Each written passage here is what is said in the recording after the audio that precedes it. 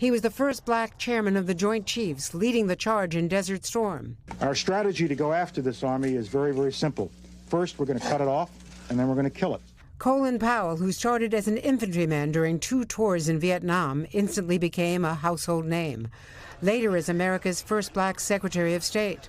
Succumbing to COVID, Powell was fully vaccinated, but had suffered from prostate cancer and in recent years multiple myeloma and Parkinson's. Once one of America's most popular figures, many urged him to run for president. Any regrets that you didn't run? You write in the book about how wrenching the decision was. I had to think about it because it was expected of me, and I'm a soldier. But after a few weeks of it, I realized this is just not me. This is not what I could do.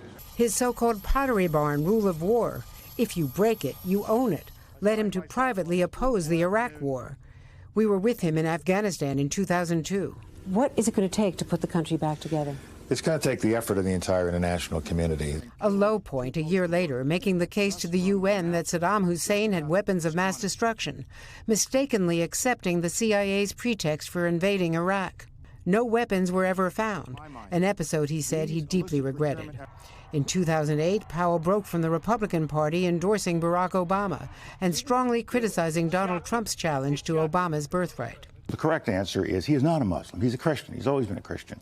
But the really right answer is, what if he is?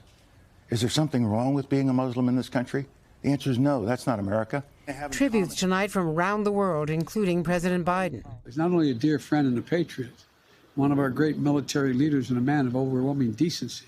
Though he often stayed out of the spotlight, one exception this moment 2 years ago.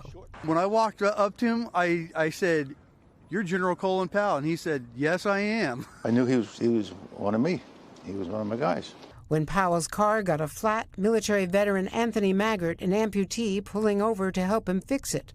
Powell later writing on Facebook, "Thanks, Anthony, you touched my soul and reminded me of what this country is all about. Let's stop screaming at each other. Let's just take care of each other." And Andrea, we're also learning General Powell's wife has COVID and is recovering.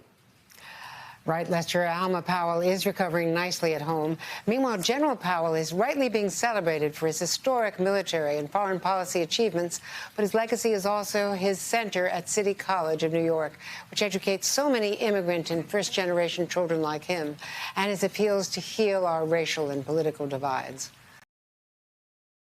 Thanks for watching our YouTube channel. Follow today's top stories and breaking news by downloading the NBC News app.